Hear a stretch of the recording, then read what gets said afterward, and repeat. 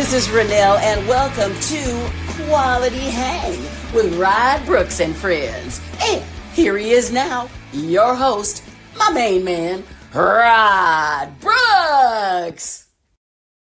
Thank you very much, Renelle. I am Rod Brooks, and this is Quality Hang. And as always, I'm joined on this broadcasting adventure by my partner in crime, my co-host, my friend, and yours. He is Marcus Osborne. What up, dog? What's happening, man? Can you hear the fan? No, I can't hear it. So turn it on high, because I know Cool. I know you roasted in the spot. So don't worry about if we can hear the fan or not.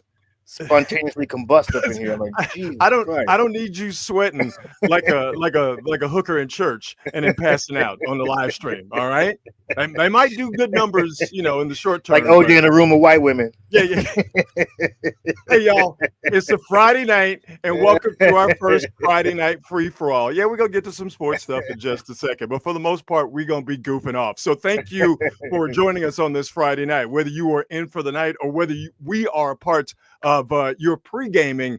We always appreciate it when you kick it with us on Quality Hang. But before we get started, as always, we got to remind the folks that we are proudly sponsored by and brought to you by the fine folks at Hop Monk Taverns. 3 locations to choose from: Sonoma, Sebastopol, and in Novato. All 3 of them all have the same great things going for them. First and foremost, great food, great diverse menu. And by the way, don't let the word tavern fool you. It's a place where you bring your family, you can bring a date, or you can roll on the solo tip and find you a date and then make a family and then bring them all back to Hop Monk. See how it comes full circle. So it's got great menu, great food, top quality food, great selection of craft beers, and a full bar if you like to get into that liquor. And the best thing for me about Hop Monk is that there's live music at all 3 of the venues I mentioned: Sebastopol, Novato, and in Sonoma. They get acts from around the country, touring acts across the USA, but it's a main hub for local artists as well at the 3 venues I mentioned. So I think that's a great thing about Hop Monk. You could see anybody come through, but it's a place for local musicians, local comics, what have you, to come in and see and be seen. So check them out online to see what the live music and live entertainment schedule is for Hop Monk Taverns, all 3 locations: Sebastopol, Sonoma, and Novato, at hopmonk.com. But if you happen to be around, just fall in, get yourself a burger, get yourself a drink, and have yourself a good old time. Yeah, baby. Let's get into it, Marcus. Why don't we let's do the sports stuff. Let's do that before we start to get really goofy. NBA playoffs are ongoing, but we are getting down to the nitty-gritty. But OKC is still going to have to wait a little bit before they find out, Marcus, who they are going to see in the NBA Finals. To me, it was the easiest prediction of all time. I did not think that the Knicks were going to go to New York and just completely and totally get run over. I felt confident that they were going to put up a fight. I felt confident that they were going to win. I'm not saying that I made some great prediction. I think if you know the NBA and you've been watching these playoffs, you've been watching these Knicks, you know that the sort of rear guard action that they put up last night to stave off elimination at home at Madison Square Garden, that was absolutely going to happen. Knicks 111, Indiana Pacers 94, and that series goes back, Marcus, to Indiana up 3-2. And while the pressure is still squarely on the shoulders of the Knicks because they're still the ones facing elimination, if you're the Pacers and you're sort of new, not sort of, you are new to this playoff thing, I collar just got a little tight after what happened last night. Yeah, it's probably a little lemon booty, but it's gonna be all right. It's gonna be all right. I just don't have faith in the Knicks like that. Listen, I could be wrong, but I don't know, man. I don't think they have enough to go the distance. I think they've got their home victory, their last stand, but it's after that, it's kind of a rapidy rap. Now, don't get me wrong, it'd be great if it goes the full 7. I just can't see it. So here's the thing. And I could see the point of view of the Knicks just had one more cigarette last night before their eventual execution. I get that, but I want to bring up something that you've talked about over the course of this series with Indiana's inexperience. And as we called it in the last show, they're good and dumb. They're good enough not to, and they're so good that they don't know any better at times. This is a team in Indiana that likes to get down before they start playing. If they do that tomorrow night in this game 6 with the Knicks having the carrot of all we have to do, and this is a big all we have to do, but all we have to do is get this bad boy to Madison Square Garden, and we have more than a puncher's chance. If all of a sudden the Pacers are get down by 20 and the Knicks sense that, that to me is where it'll flip. I wonder how the Pacers are going to come out, and I want to bring in Anthony Edwards and having this discussion because we talked about him on Wednesday in terms of not being the tip of the spear from the get-go in a game that they had to have that they were eventually blown out. Jalen Brunson last night from the jump was not going to let the Knicks lose. He had, what did he have in the first quarter? He had 14 points on 6 of 9 shooting in the first quarter. Jalen Brunson, I think their best player. You think differently. But Jalen Brunson was their leader and was not going to let them lose. Tyrese Halliburton, on the flip side, was basically a no-show in Game 5 against the Knicks last night. If he no-shows again, as good as Indiana is, but if he no-shows again or if he's not there at the beginning to be the lead dog, that plays right into the Knicks' hands. Yeah, I mean, you can't put it any more succinctly than that. If Hallie doesn't show up, it's a wrap. I don't know. I just can't see the Knicks. I would love, like I said, I'd love to be wrong. I just can't see the Knicks rallying. I can only think about Halliburton and the rest of that squad jumping up and down. Hallie's daddy coming down, waving a towel in front of Spike Lee's face. That's all I can picture. I can't see this going the distance at this point. I'm just saying, man, they have life. Fully possible. Clearly, the Pacers are the better team. Last night, they didn't play as if they were the better team. And now I think you have to legitimately question, can they, in a pressure situation that none of them have faced before? Because the hardest game to get is the one to finish the series. How are they going to adjust to that? How are they going to react to that? Because if you're the Knicks, again, the pressure is still squarely placed on them. They're the ones facing elimination. But if you're the Knicks, you got a free club punch coming. You got a free swing coming. And if the Pacers are not ready to meet that force that I think the Knicks will come with, all of a sudden you get to midway through the third quarter and it's a tight game or the Knicks have a lead. I mean, you might as well start preparing for Game 7 because that's coming in this somewhat plausible scenario. Yeah, I also believe that one of the things we're not talking about is the coaching. And at least one of my theories when it comes to these series is that matchups and coaching kind of end up determining these games. Oh, sure. Yeah. Not even like not stuff like the injuries and all those things. Yeah. But on the surface level, it's the matchups, it's the coaching, and it's who has the best player. And I think the coaching may come into play. I heard someone say the other day that maybe Tom Thibodeau is just Mike D'Antoni, and that you can get to a certain level with him, but after that, it's a wrap. And I don't think that's completely a crazy take. I'm still waiting for some like adjustment to unlock. It's not like these teams. The record would obviously say differently. In the series, but this is a 3 and 4 seed. Well, so this is supposed to be a very, very tight series. I mean, yeah, but the seedings can be misleading at times. Sure. I mean, we've talked about this over the course of the playoffs.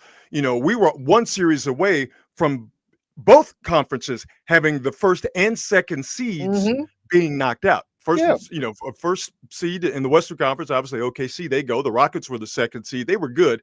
But were they really a second seed? Yes, they were, because, well, that's how they finished. But I think we can all agree that that was a little bit kind of shaky. You look in the Eastern Conference, the top 2 seeds didn't necessarily make it. So while seeding, I think, does inform you, I don't think it tells you everything. No. I think, for me, the adjustment that Tom Thibodeau made, and it's the adjustment he had to make, and it was the adjustment he had to eventually make because of foul trouble, he started playing more guys. Man, it's crazy how once he started playing more than 7 dudes, the Knicks started playing better basketball. Guys weren't worn down to a nub. You got to do it. Like, it's just no getting around it, especially these days. We talk about how the game is played now. Well, one of the things that is different from years past is you got to have depth. You got to go. You have to be willing. You have to be willing to use it. And while the Pacers are a more talented team, depth-wise, top to bottom, Tom Thibodeau playing 7 guys. Once you get to the conference finals, that's very old school thinking. Like, you need to start letting these boys get out there and ball for you. Yeah. And plus, I'll be honest, at some point, if I'm on that team, he already plays his starters 38, 40 minutes a night anyway. So, like, why would I even want to come there? Jalen Brunson is a much more effective player when he's playing 33 minutes and 40 seconds as he did last night instead of playing 38 minutes plus as he was in the first few games. Now, because the Knicks played as well as they did from beginning to end, Tom Thibodeau did have some wiggle room in terms of playing more players. But like I said, you go back to the game where Brunson got in foul trouble and Karl-Anthony Towns got in foul trouble. That forced Tom Thibodeau to play more players. And, while those players are not on the level of the Knicks starters, particularly Brunson and Karl-Anthony Towns, the rest of the starters and the Knicks bench guys, I think, are basically about the same. And while the bench guys for the Knicks who really showed out last night don't really compare to the depth that the Pacers have, right? You still going to have to use these guys at some point in time. So, Tom Thibodeau's adjustment was an obvious one, but it was one that was made out of necessity, not necessarily out of him sort of getting together with his brain trust and going, we got to come up with something different. It's not like, Steve Kerr and Nick Urin, figuring out that, what they wanted to do with Andre Iguodala in that finals, which made all the difference in the world and got him a finals MVP. But that's kind of one of the things that you admire about elite coaches is that they are married to their systems, but they are okay with some separation time every now and then. Yeah. And you got to be willing to do it. The greats do it. And I think if Thibodeau's smart, he'll stick to that. He'll stick to that game plan. This is working for me. I mean, listen, he'd be dumb to change it. You are a game away from getting that bad boy to Madison Square Garden, where clearly the Knicks play much better, getting home court for Game 7. And the numbers, I think it's still close to 75%. Home team wins Game 7. Yep. So, as I talked about on Wednesday, it was 2 carrots that needed to be dangled in front of the Knicks. 1 carrot was what you got last night. You're going back home for Game 5. That's your spot. That crowd's going to lift you up. This is a game that you can get. Okay, the Knicks had that carrot dangled in front of them. They ate that carrot. Here's the other carrot. Go to Indianapolis. That's a place where the Knicks have played well, okay, in this series. All right. That's not a scary place to play. It's not an intimidating place to play. And I don't mean that as a snide remark to the fine folks of Indianapolis and that town but it's not. All right. I'm not saying it's comfortable, but it's not an intimidating place to play.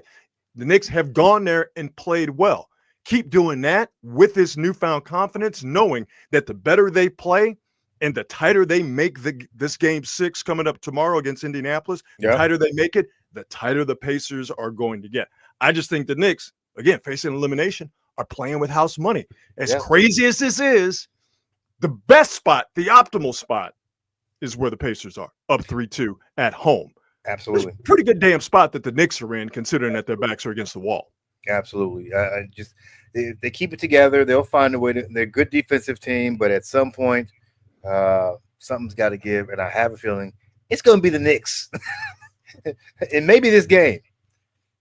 I want a game. I want a Game 7. I'm rooting for a Game 7. I'm rooting for Yeah, I'll predict it. I mean, what's going to happen? What, the prediction police come take me away? Nah, we'll get a Game 7. I'm on a roll. I said they would win Game 6, and they won Game 6. Now I'm the prognostication king. You can't tell me nothing. Yeah, the Knicks don't win tomorrow night, and we're going to get a Game 7. I said it. Go tell your mama I said it. I don't care. Love to see it. Love to no idea why they need to yell that right now. Because that's how we do it these days in sports. But you know what? It's because, damn it, it's a Friday night free-for-all. Woo-woo. I'm not even wearing pants right now. Thank you for sharing. Yeah. Well, hey, listen, I'm just sharing it with you verbally. All right? That's right. A couple more of these bad boys, you might see the evidence of it. Yeah, buddy. No, I'm just kidding. I'm wearing pants. Or am I? Glad one of us is. Are we winning the Winnie the Pooh in it on the live stream? Are we Porky Pigging it on the live stream? You don't know. Oh man. You don't know. You were playing around with artificial intelligence. Yesterday, huh? Yeah, man. So I'm kind of into AI. Listen, with all technology, we're going to end up using it wrong, and there's going to be some death and mayhem behind it. But in the beginning, it's all fun and games. It's all fun and games. Right. Then we eventually use it for pornographic reasons. Exactly. The technology turns around and enslaves and kills us all. Yeah, we've already seen it happen. Yes, we've already seen it happen with they've AI. done movies about it, so you know it's coming.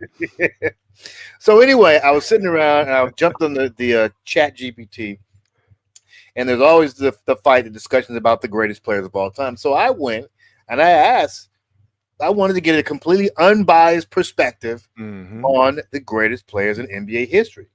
And I went in, I think I shared it with you, Rod, and I asked the question, create the greatest 12-man NBA team in history. And interesting what I came back with. All right, lay it on me. So our starting five, and this is what they came out with. This is not me. This is not my bias. None of that. Starting five at point guard, Magic Johnson. Makes Easy. sense. I go with that. It talks about his accolades: 5-time NBA champion, 3-time NBA MVP, 10-time All-Star, exceptional passer, basketball IQ, size for his position, shooting guard, obviously Michael Jordan. Yep. 6-time NBA champion, 5 MVPs, 14-time All-Star. We know he can score, etc. At number 3. The small forward, your LeBron James. Yeah. 4-time NBA champ, 4-time NBA MVP, 19-time All-Star. Yeah. Then we get to our power forward. Tim Duncan. So far, I'm rocking with all these. Yeah. It's Tim Duncan. Yeah. Tim Duncan. Yeah. And people debate this all the time. Well, there's no debate. I concur. I think the debate is, and I'm willing to entertain it for a little bit. But I think when you use this to say that Tim Duncan wasn't one of the greats, then I have a problem with it. A lot of people say that Tim Duncan was a center masquerading at power forward. If you want to have that discussion, I'll have it with you. But Tim Duncan played the 4, and he played the 4 better than anybody else in the history of the league. So Facts. Tim Duncan it is for your boy. And on top of that, folks are like, I can't believe anybody would rank Tim Duncan over Kobe Bryant. I'm like, what are y'all talking about? What are y'all talking about? Well, first off, they don't play the same position. Secondly, it's Tim Duncan. This is what I'm saying. I'm like, did y'all see these dudes play? It's not even a comparison. A lot of people didn't see or didn't really pay attention to Tim Duncan playing. And listen, Kobe, his death still resonates, and obviously not in a great way with a lot of people. But he has become his death has brought him a certain amount of sainthood, if you will, for sure. In terms of his basketball career and his non-basketball career. I'm gonna put that aside, but from a basketball standpoint, Kobe not being here anymore has compelled a lot of people to inflate certain aspects of his game. Amen. that you just shouldn't do. He's a great player, but there are players who are better than him at his position. Flat out. The Tim Duncan thing I don't get, but at his position, he wasn't the best at his position. You can be mad at me if you want to, but whatever. And at the center, Kareem Abdul-Jabbar. I feel like that's a no-brainer. The forgotten man. It's crazy how – and again, there are more people who didn't see Kareem Abdul-Jabbar play than people who did see him play. But those who did see him play know how good he was. And even if you saw him at the end of his career when he was rocking the goggles and he had the male pattern baldness coming – with him. Kareem Abdul-Jabbar was a bad man. And Kareem Abdul-Jabbar still to this day is the greatest center of all time. Full stop. Listen, you could actually make the case that he's the greatest basketball player in the history of basketball itself. If you want to make that case, I would sit and listen, and you would have me nodding like this a lot while I'm listening to you. I got no problem. I can't debate that. Dude never lost. Like it's insane.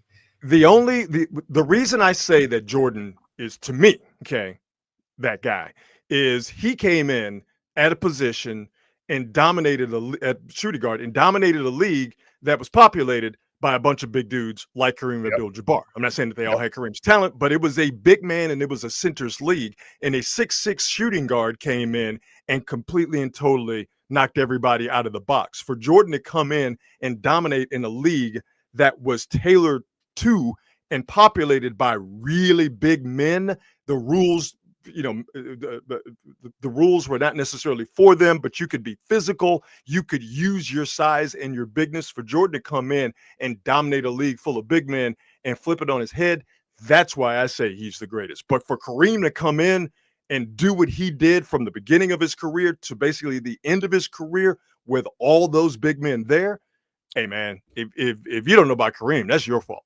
I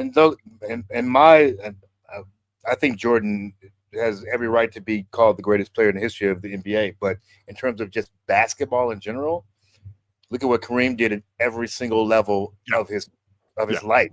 Yeah. I mean, what didn't he dominate? Yeah. Did he ever lose in high school or college? I'm not even sure he ever did. And if he did, did he win 4 rings at UCLA? It wasn't a game of consequence. He lost some regular season games, but when it came time to getting a trophy or cutting down the nets, Kareem was that dude. So yeah. Anyway, so there you go. If you didn't see Kareem play, ask your parents, or just listen to what we're saying. All right, so that's the starting 5. I think we can all agree on that. Artificial intelligence got it right. Here's your players coming off the bench. A couple, a little bit of surprises. Coming off the bench, Kobe Bean Bryant. We just spoke about absolutely. him. Yeah, 5 titles. 2-time Finals MVP, 18-time All-Star. Yeah, it's Kobe. Small forward, Larry Bird, 3-time NBA champ, 3-time. Man, look, that's another dude that people really, if you didn't, you don't know how good Larry Bird was, man. You do not know. When I heard white boy of all time, okay? Can't touch him, bro. Luka ain't on that level. Yeah, nope, he not. Okay? Dirk Nowitzki, love watching him play. Hated that he did it for the Mavericks. Dirk ain't on that level. Rick Barry, great player. Not the coldest white boy of all time. Larry Bird had brothers going, that's a badass white boy. Man, still to this day. All right. 3 MVPs in a row. And let's be honest, if he hadn't gotten hurt, he'd probably have 3 or 4 more years to his career. And listen, do you notice that no one complains that he won 3 in a row? Not a soul. Guys win multiple MVPs in a row. He complain like, oh, he doesn't need to keep it. He won 3 in a row. Everybody like, yeah, that's right. Yeah, Larry got that. Yeah. That dude was, and he had almost a career average for a triple-double. That tells you how good he was. Yeah, Larry was that dude. All right, who else we got coming up the bench? After Larry, we got, here's a surprise, Dirk Nowitzki. Yeah, Dirk was that dude, man. Dirk. We forget how good Dirk was for 20 years. I didn't. Forget how good he was. Yeah. Obviously, got a ring, got an MVP, 14-time All-Star. Amazing dude. I think he's the precursor to these big guys who play like guards. Absolutely. When Kevin Durant came in, it's basically Dirk Nowitzki with handle. Yeah. Essentially, that's what we got. He just added on to what Dirk was doing. Mm-hmm. Not to take anything away from either one of them, but yeah, not at all. Dirk did it, and then Durant came in and just took it to a completely different level. Here's another one that kind of surprised me, but I'm not anti it. Bill Russell. Bill Russell coming in at number 9. Okay, so all right, give me the rest of the list, and we'll circle back to Russell. Okay, after Bill Russell, you've got Stephen Curry. Yeah. Oh yeah. We know about him. That's easy. Keep moving. And then the last 2 guys, Kevin Durant. Yep. And Shaquille O'Neal. I have no problem with this list. I don't have a problem with this list. I would make one adjustment, and it's not because of my biases. I would take out the great Bill Russell. Ooh. And substitute him with the great Akeem Olajuwon. Ooh. I think if we're talking Russell, and I'm guessing here, Russell being on that list, he's the greatest winner of all time. I mean, all the what 13 rings with the Celtics, 11, 13, I forget exactly, but he's got more rings than fingers. God bless and rest in peace to the great Bill Russell, one of the greatest defenders of all time. 5-time NBA MVP. Yeah. 12-time All-Star. Yeah. 11 rings. 11 rings. 2 as a player coach. Hakeem Olajuwon can match him in rings. All-Stars, probably. 1 MVP, so you can't match him there. But as great of a defender as Bill Russell was, they named the Defensive Player of the Year trophy after Hakeem Olajuwon. Bill Russell, they didn't keep block stats for a long time, so maybe he would be the all-time blocks leader. But Hakeem Olajuwon is the all-time blocks leader. But I didn't see Bill Russell play, but come on now. A far superior Hakeem Olajuwon was offensive player to Bill Russell. It's not to knock Bill Russell. It's to tell you how good Hakeem Olajuwon was. So that would be the one change I would make. Other than that, ChatGPT got that list right as far as I'm concerned. Yeah, I'm not mad at it. I mean, you could, once you get towards the bottom, you could probably think about, so like, I wouldn't be mad at swapping Hakeem out for Bill Russell. But I'm like, wow, this is so shockingly sensible. Yeah. So you know what? Maybe we shouldn't be so afraid of technology. Maybe technology, if we use it correctly, which we won't, that's it. can actually be our friend. Okay, you know what? So now that we've gotten some good out of it, type something pornographic into ChatGPT and see what you can get out of it. Bro, let me tell you this. Since you mentioned porn, there's a dude on social media. Oh boy, I don't know the dude's name. Oh man, but he's a brother. He's in a robe, and all he does is rank porn stars. This guy, he ranks porn stars. It is hilarious. And here's what I always think is, who knows that many porn stars game? Like, hey, you gotta watch a lot of porn. People watch a lot of pornographic movies and videos. A lot. Enough to know their names? Yes, dog. Yo, yeah, that's why it's a multi-billion-dollar industry. Absolutely. I am not anti, brother. I just figured I got 2 minutes. I don't need to know nobody's name. I got to get in, I got to get out, and then I got to go to the party. Like, I don't need. I'm here for a good time, not a long time. Yes. Well, I mean, listen, it's you think about the last, let's say 25 years, how pornography, and this is not a judgment, but how pornography has become mainstream in this country.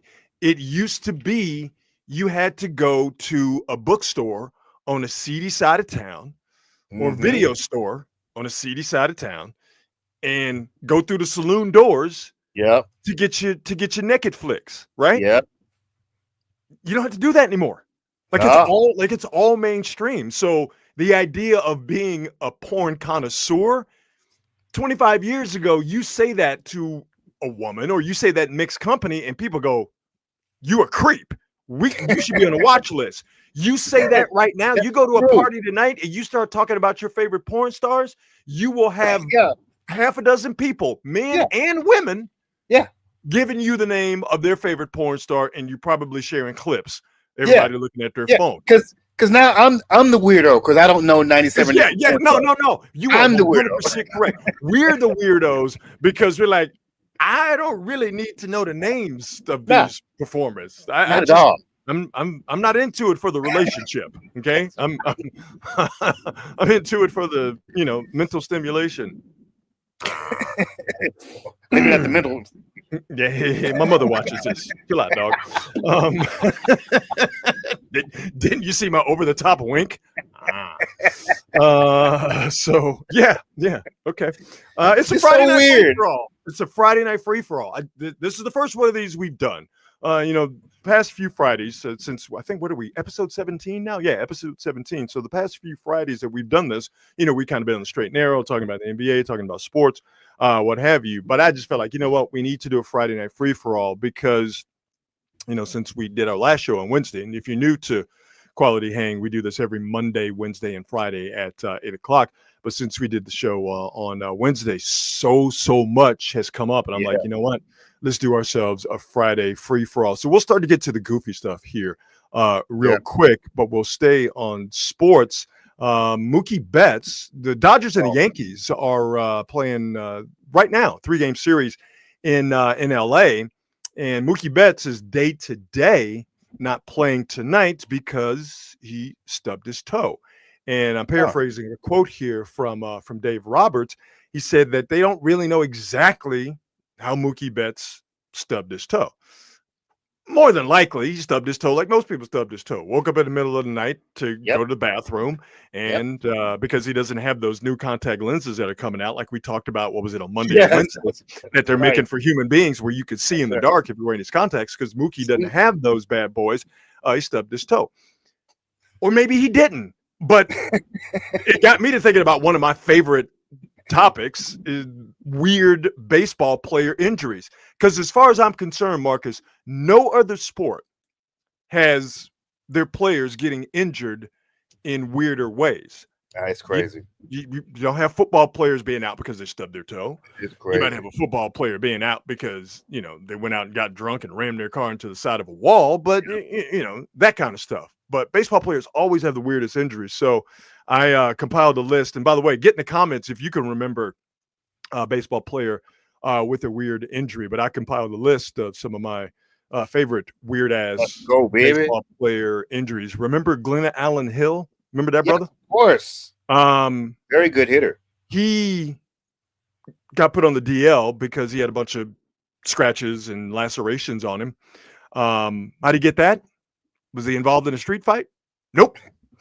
He had a nightmare about spiders that he's afraid of. Woke up from that nightmare and crashed through a glass table. I'm going to continue to call bullshit on that. That didn't happen. That didn't happen. He got into some dust up, some altercation with somebody, and probably got thrown through a glass window, or was He was a big boy. He was a big dude. He's probably squabbling with somebody, and some furniture got to moving, and he, either fell through a glass table, or I guess maybe got put through a glass table. But I doubt seriously Glenn Allen Hill woke up from a scary Spidey nightmare and fell through a table. Remember Vince Coleman, base stealer extraordinaire? Of course. Remember he got eaten by that tarp before a game in the 85 NLCS? Yeah. Some guy named Marty Cordova. I remember Marty Cordova. Okay, I was going to say, I don't remember him. Do you remember his weird-ass baseball injury? He fell asleep in a tanning bed. Sunburned his face. Oh, I do remember that. I do remember that. Yeah. Right out of Final Destination. That's right. There's one guy, I can't remember his name, and I didn't look it up. Put on a shirt. Shirt was wrinkled. Got an iron. Ironed his shirt. You notice I missed the step? He didn't take the shirt off. He put the shirt on. So it was wrinkled. All right. I mean, he's just trying to be efficient. That's all. Turned the iron on, ironed the shirt, burned himself up. Had to get put on the DL. Who was the cat who threw his back out sneezing? Sammy Sosa. That's right. Which he was on that stuff. Big sneeze, big tendons, go snap. But I saved the best for last. And I saved our brother here on the Bay Area Sports Collective, as we here at Quality Hang are a proud part of the Bay Area Sports Collective, where you can see the Tom Tolbert Show, Polymax Particles with our man Paul McCaffrey and the homie Tony Ryan, John Lund Unleash. Amy G is now a part of the Bay Area Sports Collective family, as we are, and our brother, former Giants pitcher Jeremy Affeldt, his Built for the Storm podcast. also a part of the Bay Area Sports Collective. Save the best for last. And Jeremy has, because he's a great dude, Jeremy has a great sense of humor about this, having chances to interview him so many times on KNBR. But Affelt's the winner because he's got 3 different weird-ass baseball injuries. One guy, 3 different weird-ass baseball injuries. Cut his hand trying to separate frozen beef patties. Okay, all right. You know what? It happens. That I could see. Sure, okay. Here's where it starts to get weird. Jeremy Nee sprained his left knee playing with his then 4-year-old, his then 4-year-old child. I've asked Jeremy about this, and he freely admits his then 4-year-old, who probably now is probably close to 17 years old, his then 4-year-old, he admitted, it big boy. Affelt's 4-year-old that sprained his knee. He admitted Affelt. He's big boy, big country boy. A couple of bowling balls. Exactly, right? Yeah. And Affelt also, in a completely separate incident, dislocated the same left knee playing with all of the Affelt children. Stop that. So the fact that Jeremy is still alive and ambulatory is a miracle in and of itself, because apparently Jeremy Affelt's children are just like, he's got Bebe's kids at his house. They gotta be some big old country fed boys out there, man. Goodness gracious. Oh man. So yeah, Jeremy Affelt, John saying that he dropped his second show a bit ago. So yeah, Affelt is live with us here on the Bay Area Sports Collective, along with Amy G, and like I mentioned, Paulie Mack and Tom and John Lund. We got this thing cooking, man. So yeah, Jeremy Affelt, great guy. Stay the hell away from his kids. They're dangerous. Yeah, I feel like he's got some of the injuries might be contagious. Be aware of people who hurt themselves all the time. That's right. I forgot about David Wells. Got scratched from a lineup with a gout attack. He had the King's disease. Oh, eating too many oysters and scrimps. Oh my gosh. What was the dude who played for the A's? He got traded to the Mets. I know who you're talking about. Cespedes. That's right. He had a weird injury that I cannot remember what it was. But once he got to the Mets, he had some weird ass injury. It's gonna drive me crazy. Remember Madison Bumgarner, staying with the Giants, it just popped into my head. Madison Bumgarner and Jeff Kent. Both of them had dirt bike related accidents. Bumgarner on an off day. I think they were in Colorado. When dirt bike riding with his girlfriend, had a spill and had to tell the Giants about it very sheepishly. Now, didn't Jeff Kent try to Monte Ellis it and try to lie and say he Oh, wait a minute. Oh, hold up. Didn't he try to lie? First off, you're right. Jeff Kent, they were spring training. Yep. He was popping wheelies on his dirt bike, like right outside Scottsdale Stadium where the Giants play their spring training games. Everybody and their mama saw him. Jeff Kent hurt himself, lied about it, said he was washing his truck, and that's how he got hurt. And then when everybody was like, "No, dog, the people saw you evil Knieveling out there," he got all high and mighty. That's right. They started telling people that they were lying. They didn't know what they're talking about. Like, no, dog, you lying. And why you getting mad at us? Because we telling you that you lying. Yeah. But brother, I forgot about Monte Ellis. Yep. Going back to Jackson, Mississippi. And was that after he signed a big contract? Or was like it right after it? Signed a big contract, life-changing money for him, was on a moped and damn near tore his ankle up on a moped. I completely forgot about that. It could have been bad for Monte. Like that. It could have been bad. Can you imagine? But you know what's funny is that at that time that would have been so Warriors. Like that would have been, that's the type of luck they had where they would get the guy money. Then something would happen. He would immediately be out for a career. Gone. Yeah, 100%. Now I think it was a completely and totally Warrior centric thing. Like that would only happen to the Chris Cohan Warriors. It was just they were just the bad news Bears. I completely forgot about Monte. No, dog.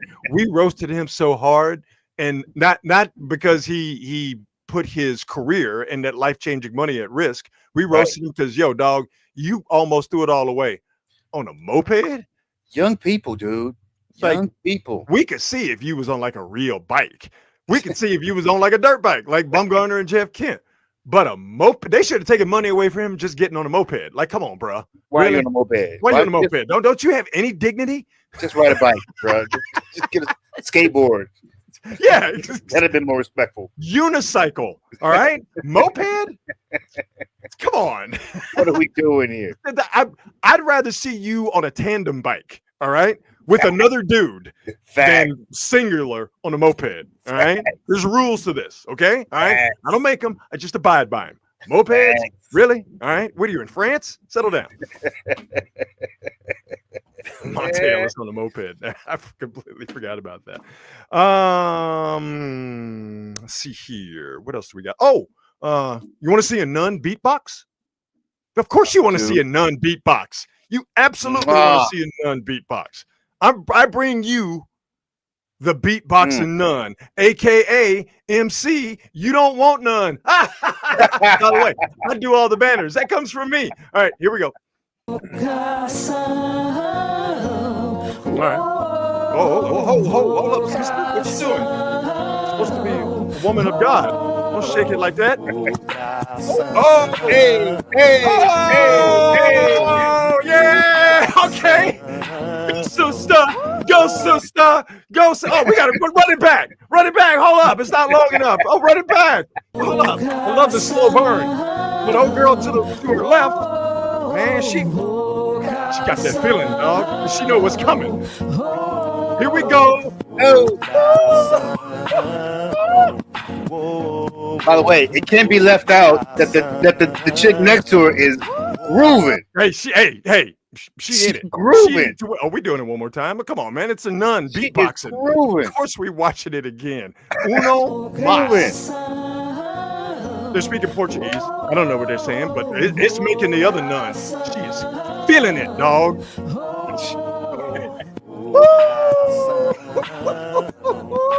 Hey. Even Father McFeely had to get up and cut a rug. Check him out. I see him.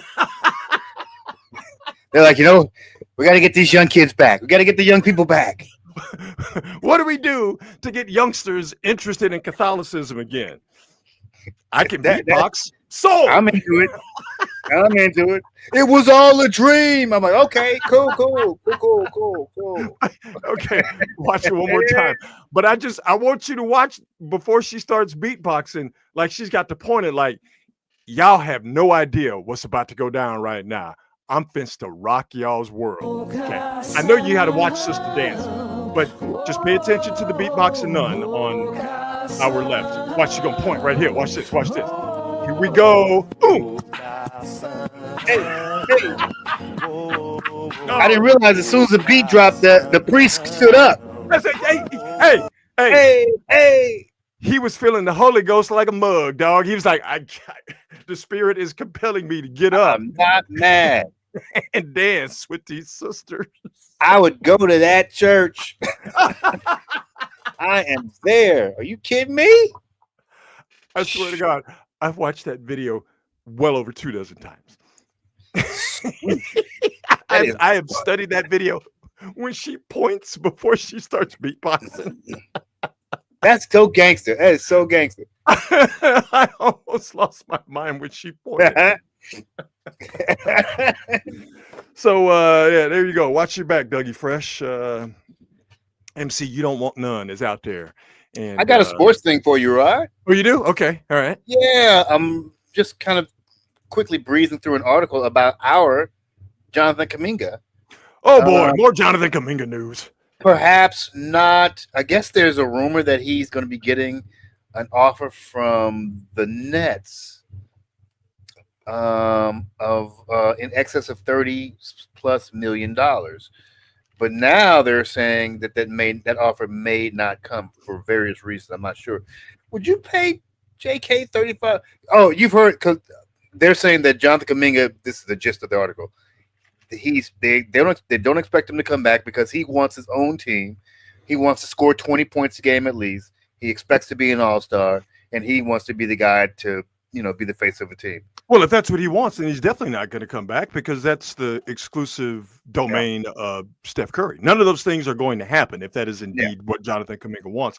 None of those things are going to happen if he is a teammate of Steph Curry's. So, if I'm being honest, I don't think he has the game to be that guy. I just don't. Well, I mean, even if he had the game, it's not going to happen because he plays. Or he would play with Steph Curry. Like those things cannot happen if you are playing with Steph Curry. Yeah, I guess I would feel like the Warriors would be more inclined to keep him and set him up for that role if they felt he was a guy you could build around in that way. I just don't know if he has the goods to do it. Not just. Well, I mean, no. I think 100% he could go to the New York Nets or Brooklyn Nets. He could go to the Brooklyn Nets, average 20 points, and be the face of their franchise because it's the Brooklyn Nets. But he's not going to average 20 or more points with the Warriors. Unless Steph is, knock on wood, this doesn't happen, unless Steph is hurt, because you're just not going to get enough shots.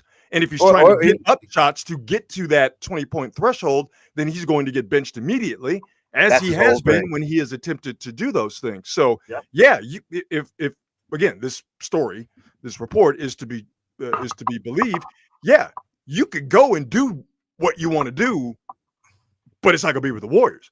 You will be able to freely do that with the Nets, and if the Nets want to pay you $35 million to do it, then you'd be dumb not to take it.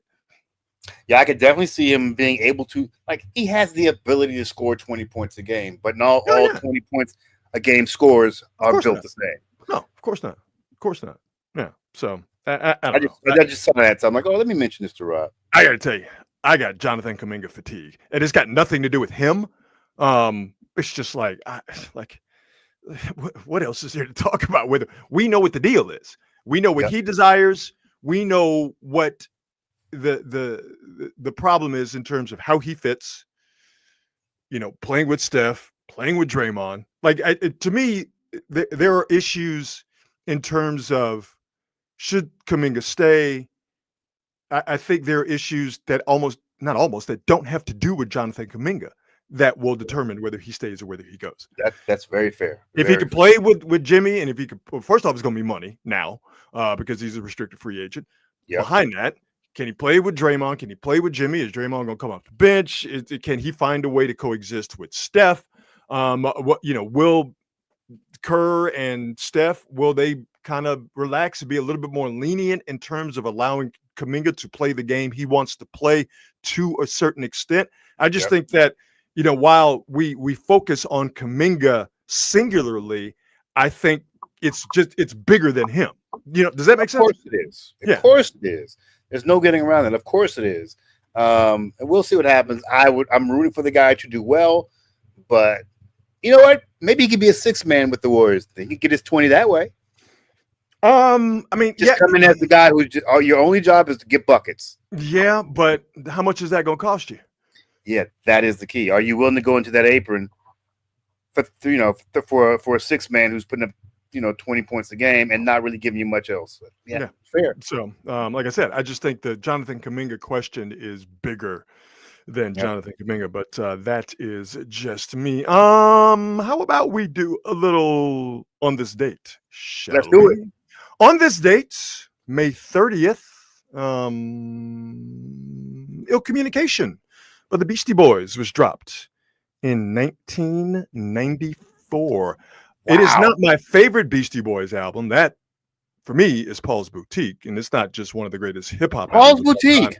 Paul's Boutique is one of the greatest albums of all time. Okay. That is my favorite Beastie Boys album of all time. The thing about that album, I like that album as well. And it was such a departure from License to Ill that it threw a bunch of Beastie fans for a loop. But I don't hear very many people mention that as that being their favorite. I don't know why. I think it's an absolute masterpiece. And it's a masterpiece that cannot be made today because you can't sample now the way that you could back in, when did it come out? 88, 89, I forget exactly. I think that the Beasties lost a lot of people with Paul's Boutique. Yep. They got him back with this bad boy. They got him back with Ill Communication. This is the one with Sabotage, if you don't know. Check Your Head was before, and that's if you were a Beastie Boys fan like I was, to me that was a much bigger departure. Check Your Head was going from Paul's Boutique to Check Your Head that it was going from License to Ill to Paul's Boutique. But I think that even still with Check Your Head, it was people were out on the Beastie Boys because of Paul's Boutique not being licensed to Ill 2. But once Ill Communication hit and you heard dun-dun, dun-dun, you heard the beginning of Sabotage, and then you saw the video, everybody came back around on the Beastie Boys, and that happened on this day on May 30th. The Beastie Boys, the Beasties are my favorite kind of act. Don't ever get mentioned in the greatest hip hop groups of all time conversations. They should be. However, there did come a point where they weren't really thought of as hip hop anymore. And so that is kind of the tricky thing with the Beasties. But what I loved about those guys and artists like them is that they were true artists. You could not sort of pigeonhole them. Every single album was its own entity. It was its own thing. And they evolved, they grew. I loved what the Beastie Boys did with their run, man. I really love how they did things. And man, you want to talk about a death that got me, an entertainment death. When I heard that MCA passed away, it was, man, because at that point, and obviously I was right, the Beastie Boys were effectively over. Adam Yauch, MCA was the soul of the Beastie Boys. He's the reason we got Paul Revere, and we got that backwards, like he brought that. He was the reason the Sabotage video ended up, being one of the greatest videos of all time. And to know that we get no more Beastie Boys, man, that's a tough one. It's a tough one, and primarily, it's not a group that you can just subtract one of the voices and keep moving. No, you have to have all three. All three got to be just not just from their lyrics, but sonically.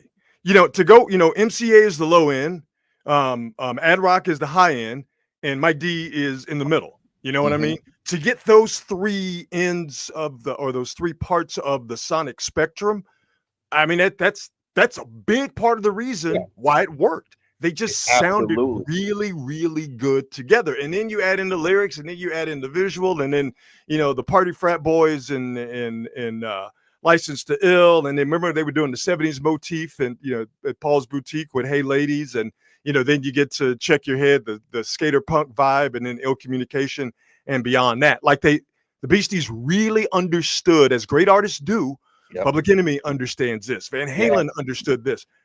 The visual is just as important. You can't have it override, but the visual, if you get it right, is just as important as the audio. And the Beastie Boys, over and over again, I think, got it right. And Ill Communication with the video, the Sabotage video, is I think the prime example of that. Yeah, I do miss great hip hop groups. I miss great hip hop groups.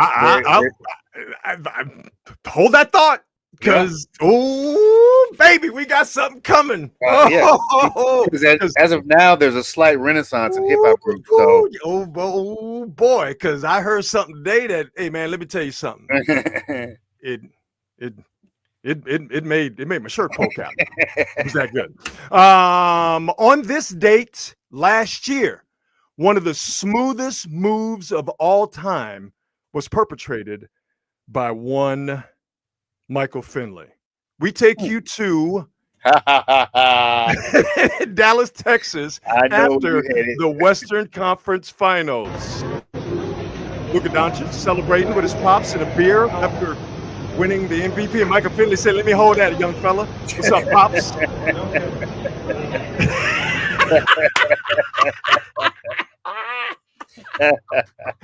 Michael Finley came in. He put the O's in smooth when he came in, and he just, let me hold this real quick. All right, one more time. Watch Mike come in off the right. This is big uncle right Luka don't even know. Watch. Let me get that on the left. Hey, pops, good to see you. Watch Luka. Like, I'm gonna go get that back. Nope. That's big uncle energy right there. That's funny. I love it. And Pops was looking at him like, yeah, you got, son. I don't know what to tell you. Michael Finley got you. I don't know. Yeah. Unfortunately for Luka, we kind of understand it. Yeah, we get it now.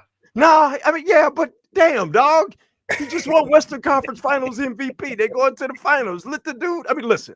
Clearly, Luka Doncic has enjoyed himself out of Dallas. All right, the Mavericks are at fault for not getting more for him, but clearly, Luka Doncic was enjoying himself. But damn it, isn't this the time where you allow young fella to have a little something? But Michael Finley, yes.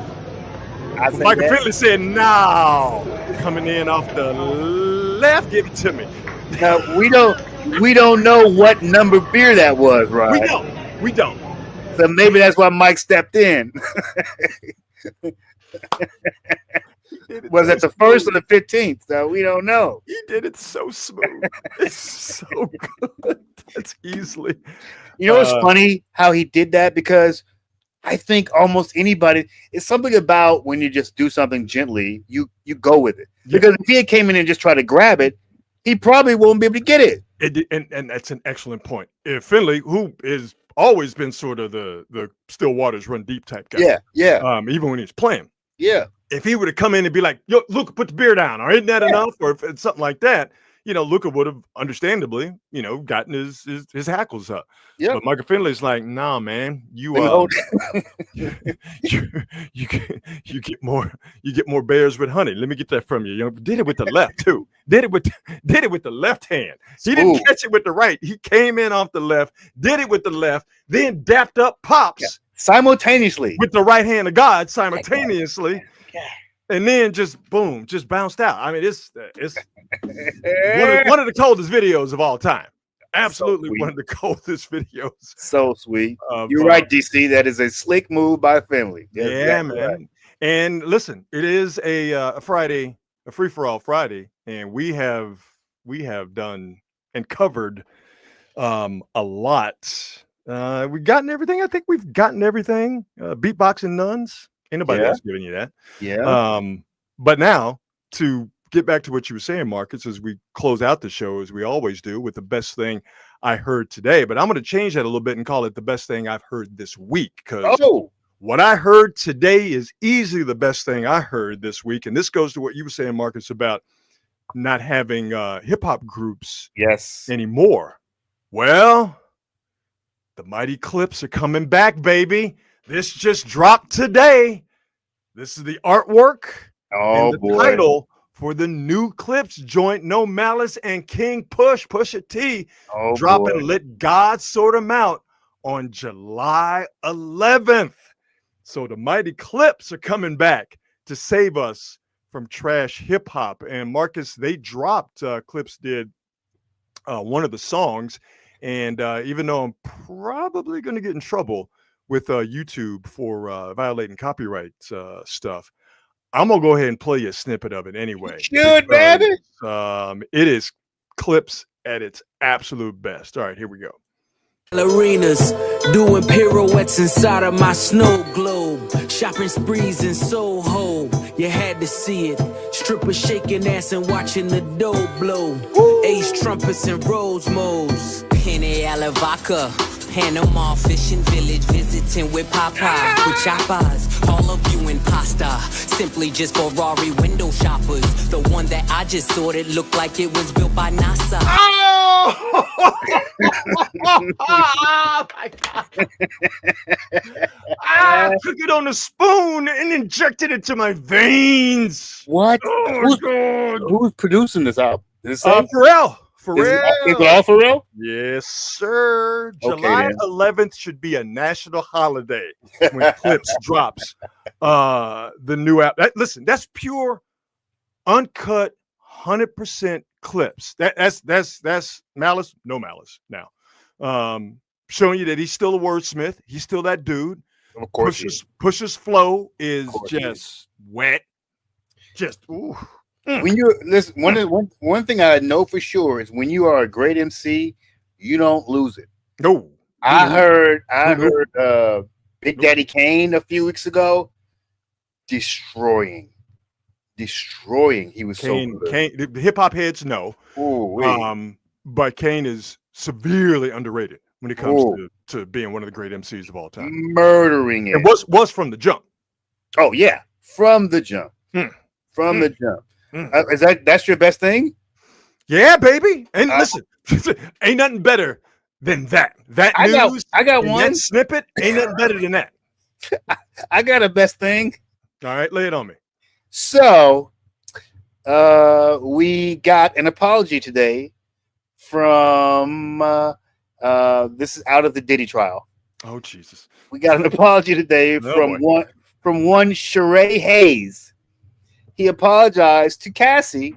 This is Diddy's girlfriend, former girlfriend. He used to abuse and beat her up and make her do the freak offs. Well, Sheree was one of the dudes who Diddy paid $2,000 to do his girl Cassie. He came out, he apologized. I would like to apologize because I had no idea, no indication of what she was going through. Obviously, my involvement kind of furthered her suffering. As a man being raised by a single mom and grandma, just the thought of partaking in a scenario where a woman is possibly being abused is tough to hear. I would like to apologize to her and tell her that I was really remorseful and regretful if I contributed to a bad experience for her. All right, there's nothing wrong with that. That's good. So that's fine. Right. But here's how you know Diddy is trash. This dude who he paid $2,000 to bang his girlfriend, he was known as the Punisher. Oh Jesus! I'm not letting any dude named the Punisher get anywhere near anything that I got to follow. All right, so you know what's about to pop up on the screen right now, right?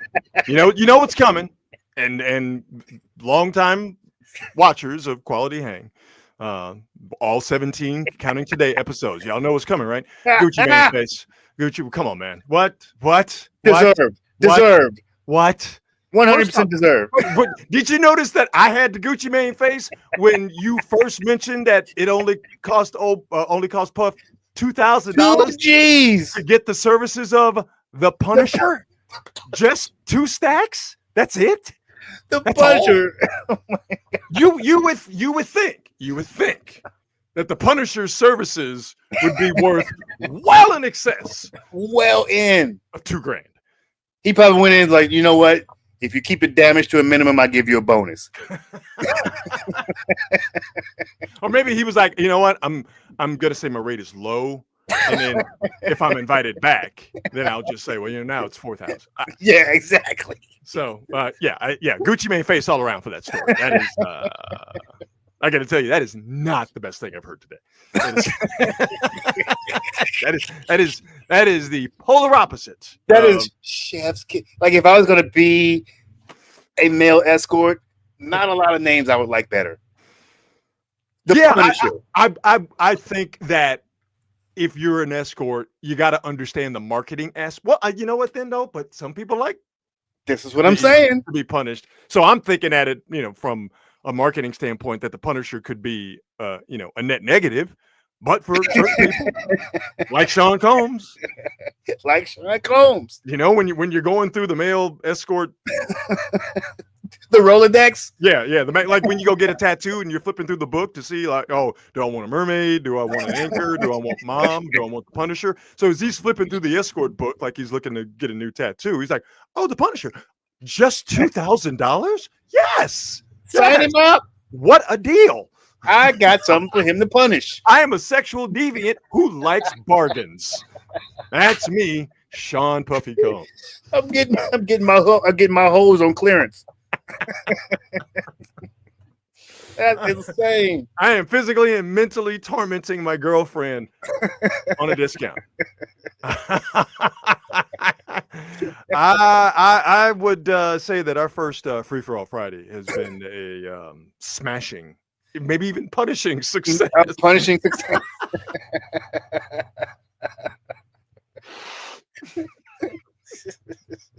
Okay, let's go.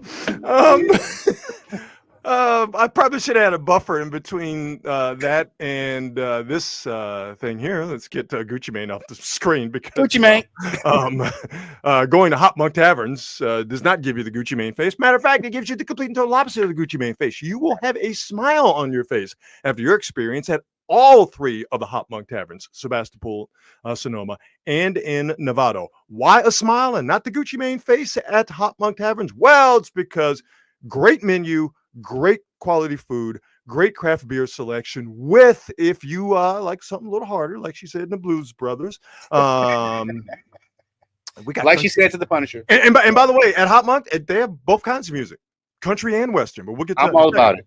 Full bar at Hop Monk and live music at all three venues. You can see national touring acts, but more importantly, and I think the best thing about what Dean does at Hop Monk and the performance spaces at all three of the venues is that it's a great place for local artists to see and be seen. So to check out what they have live music wise coming up at Hop Monk at all three venues, Sonoma, Sebastopol, and in Novato, make sure you check them out online at hopmonk.com. And again, we encourage you to like and subscribe Quality Hang with Rod Brooks and Friends on YouTube.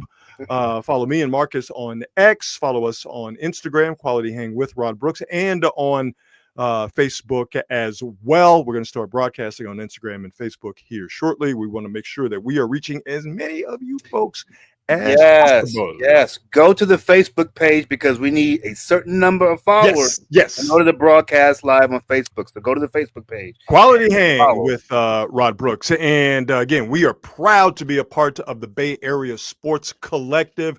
We are getting stronger by the day with the additions of Amy G's podcast and Jeremy Affeldt, former Giants, and also a man who has children who are apparently made out of titanium. Jeremy Affeldt's podcast, Built for the Storm, getting in the mix with John Lund Unleash and Polymax Particles and the Tom Tolbert Show. We are your home for really good and fun Bay Area sports talk and just, normal goofy talk. Conversation as we proved here tonight with a very successful Friday night free-for-all. All right, Marcus, I think we did the damn thing, my brother.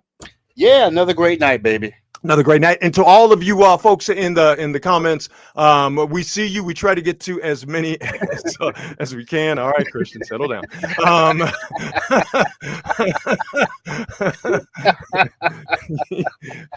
We try to get to as many as we can, but we love that you folks get in the comments and you're active amongst yourselves. You're having conversations amongst yourselves, but you're also being a part of the show. Loved it that we were talking about weird baseball injuries. You guys chimed in with a bunch of them, and we tried to get as many up on the screen as possible. So thank you for being a part of Quality Hang and calling yourselves the Quality Hangers, because we want a community, because we do this show for you, and that is the absolute truth. All right, Marcus, man, have yourself a great weekend, brother. Let's do this again on Monday at 8. How about it? Let's do it. All right, everybody, have yourself a great weekend, and as always, be good. But more importantly, be good at it. We'll see you.